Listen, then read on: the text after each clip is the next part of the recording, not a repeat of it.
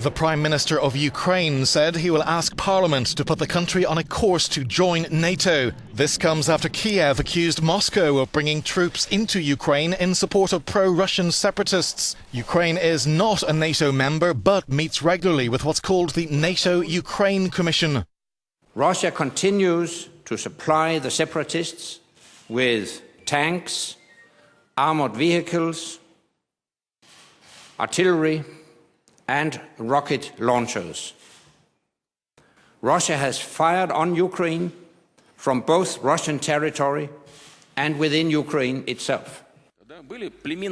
Meanwhile, Russian President Vladimir Putin said Kiev's operation in the eastern Ukraine region of Donbass is reminiscent of the Nazi siege of Leningrad.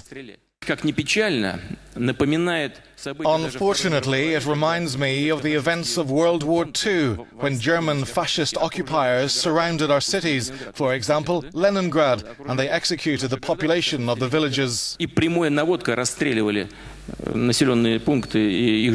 Last night in the United Nations, US Ambassador Samantha Power rejected Moscow's claims that its forces were not involved in Ukraine. Today, ambassadors from NATO countries and Ukraine are expected to hold an emergency meeting. President, thank you for